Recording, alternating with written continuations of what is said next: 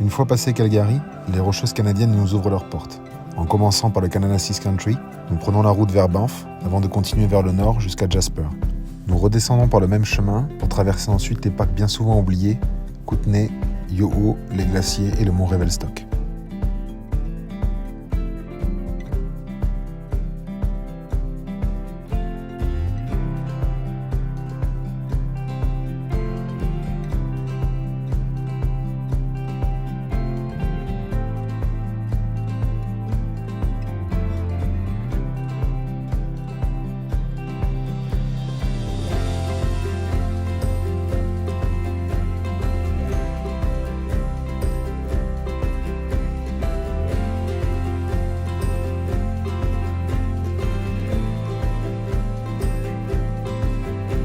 On décide d'attaquer le plus tôt possible notre randonnée au lac Louise afin d'éviter la foule. On n'est visiblement pas les seuls à avoir eu cette idée. Ce qu'il y a de bien avec les endroits très touristiques, c'est que plus le dénivelé augmente et moins il y a de courageux. Et on se retrouve pratiquement seul sur la deuxième partie de cette longue randonnée.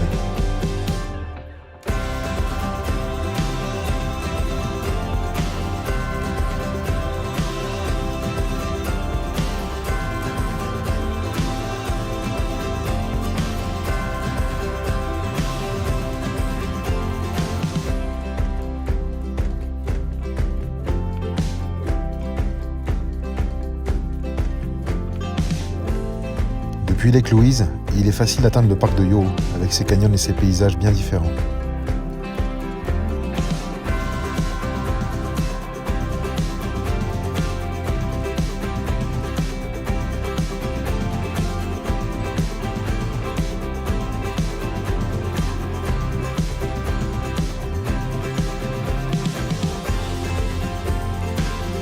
Avec la haute saison touristique, les spots où l'on dort sont souvent pleins à craquer. Alors on parle, on discute. C'est comme ça que nous rencontrons Marie-Claude et son fils Emmanuel. Une soirée à refaire le monde, une bouteille de vodka, et nous passerons 10 jours ensemble à explorer, discuter, jouer et rigoler. Avec 3 générations sur le papier, ces moments avaient le goût d'un voyage en famille.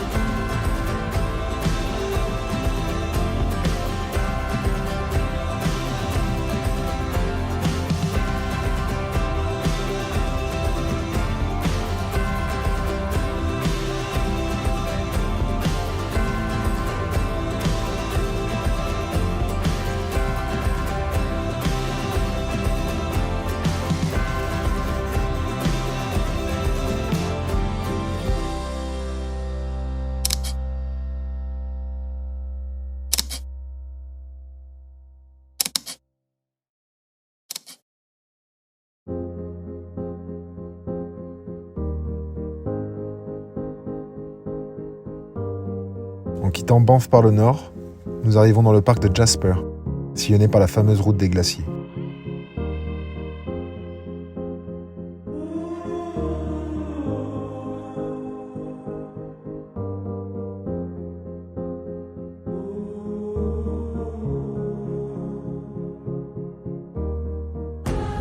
Et elle tient bien son nom.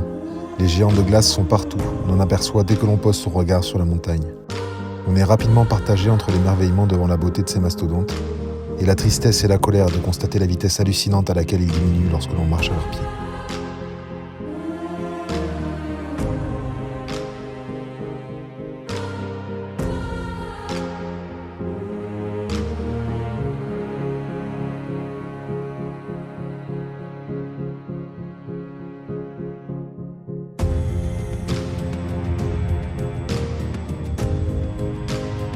On décide de redescendre par la même route, l'occasion de tenter à nouveau notre chance sur des endroits ou des randos qui étaient trop fréquentés lors de notre premier passage, avant d'atteindre Yoho à nouveau, puis les glaciers et le mont Revelstoke où l'on ne croisera plus grand monde.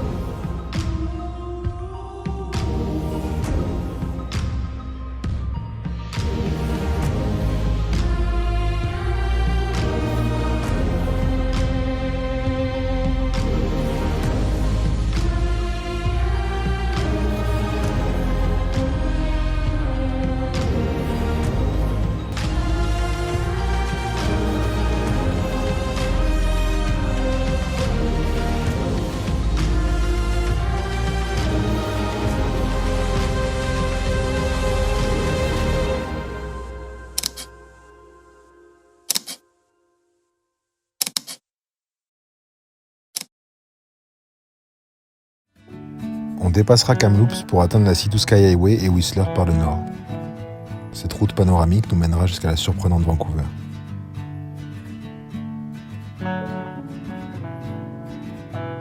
Le changement de décor est radical. Désertique, on se croirait presque dans le Far West.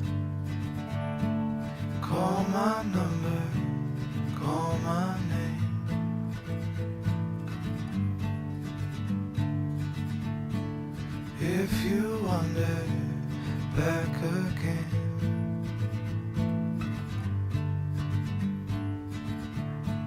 call my number, call my name.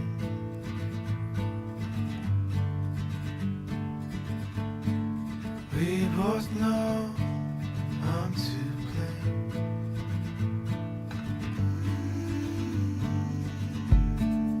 En chemin, on découvre des endroits surprenants, comme ces wagons de train qui ont déraillé.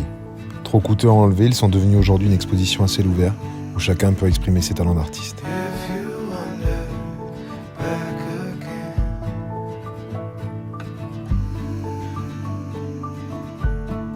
call my number. Même si l'océan se rapproche, nous sommes toujours dans les montagnes, et le dénivelé nous laisse parfois sans voix.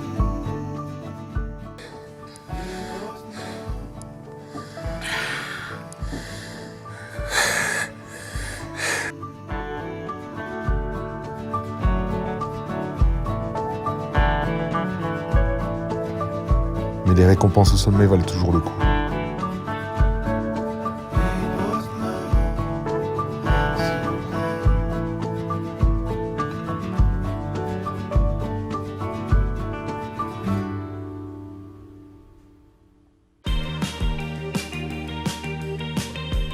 On arrive à Vancouver sans trop savoir où l'on va, et la ville est une excellente surprise.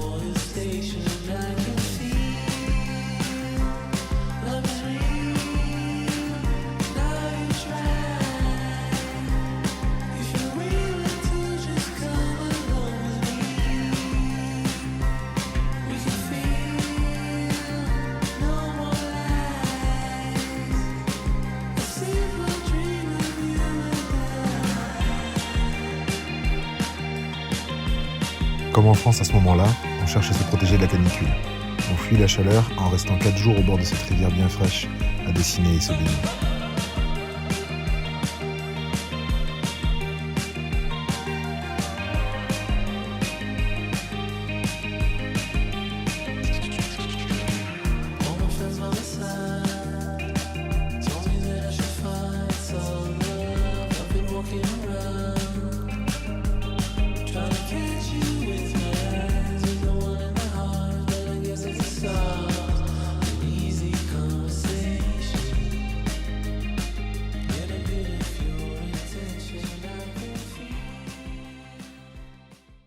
Une fois les grosses chaleurs passées, on prend le ferry pour Nanaimo sur l'île de Vancouver. On mettra le cap au nord pour la découvrir sauvage, avant de redescendre vers la très touristique Tofino et d'arriver à Victoria, la capitale à la Colombie-Britannique.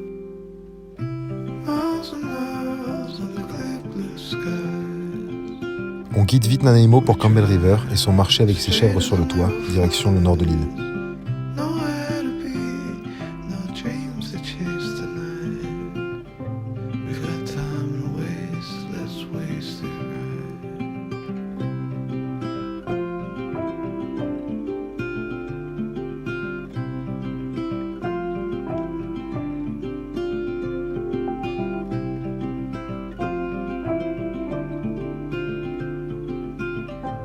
Après des mois sans un nuage, le nord de l'île de Vancouver tient ses promesses avec sa brume qui rend l'atmosphère mystique.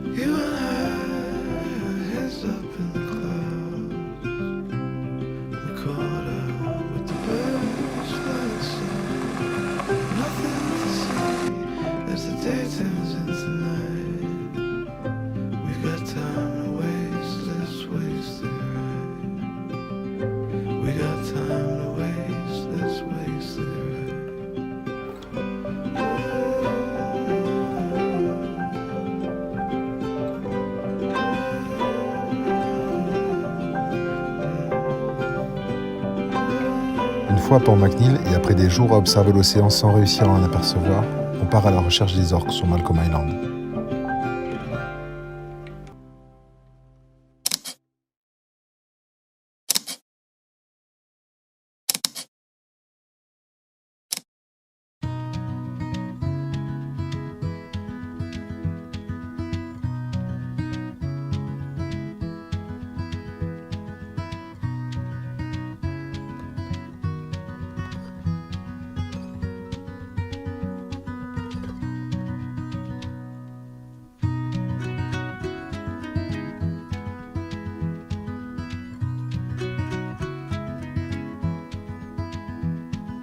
De retour sur l'île, on profite de ces dizaines de lacs et spots incroyables.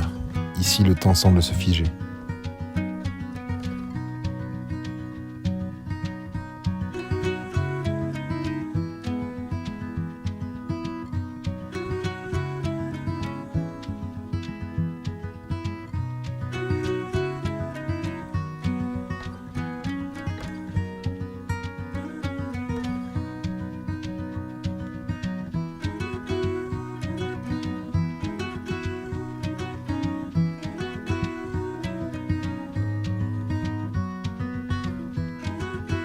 On prend notre temps pour redescendre vers le sud avant de retrouver la civilisation et la cohue touristique. Comme on est obligé de passer par la même route, on retourne sur nos spots préférés pour profiter encore de la vue de ces couchers de soleil.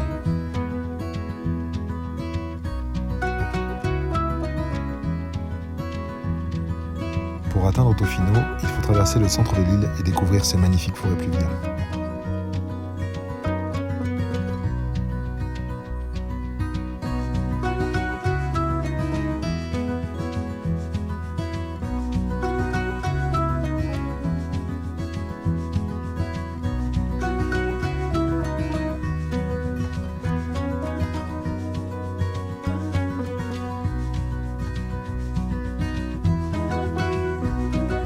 À force de patience, on finit par apercevoir de superbes baleines à bosse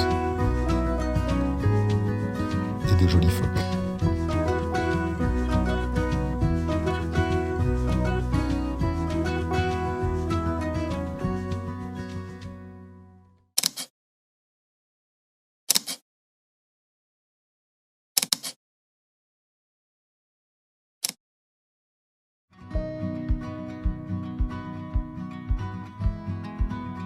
Les alentours de Tofino sont beaucoup plus touristiques. Il est très difficile de faire du camping sauvage, mais on comprend pourquoi l'endroit est si prisé.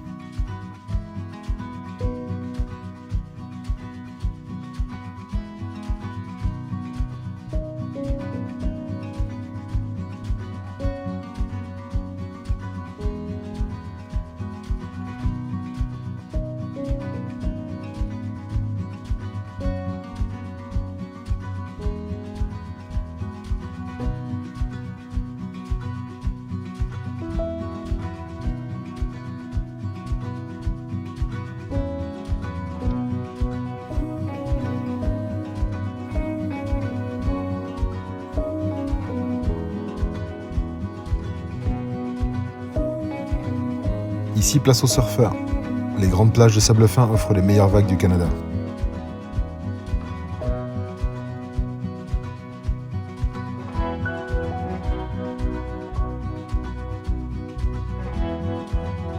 Alors que l'on se dirige vers la côte sud-ouest de l'île, on se retrouve dans un épais nuage de fumée. On est obligé de faire demi-tour pour retourner dans la ville la plus proche pour se renseigner sur l'origine de l'incendie.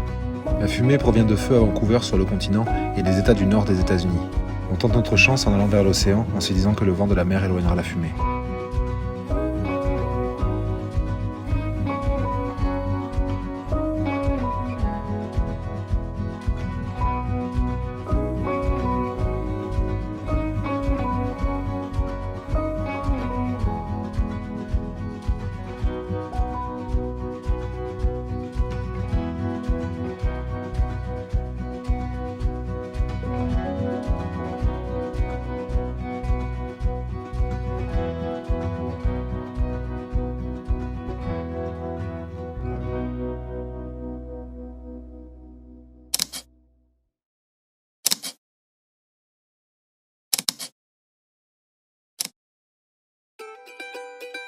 Les jours passent et on continue de découvrir à notre rythme la côte sud-ouest de l'île en se dirigeant vers Victoria.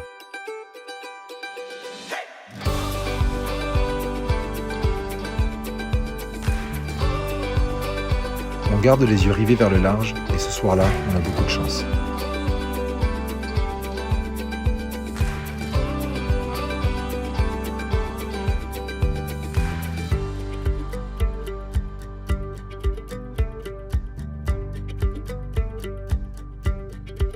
On arrive à Victoria un jour avant de prendre le ferry pour les États-Unis. Tout juste le temps de découvrir un peu cette jolie ville.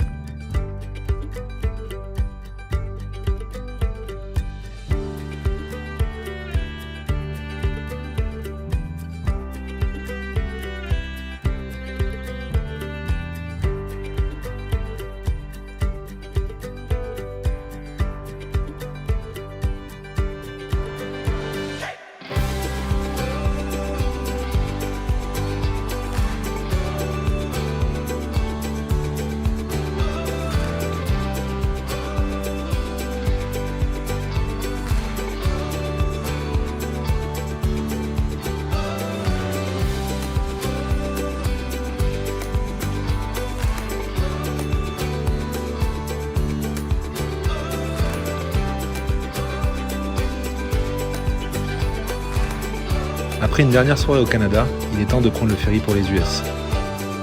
On se retrouve de l'autre côté pour le prochain épisode. A plus Angus!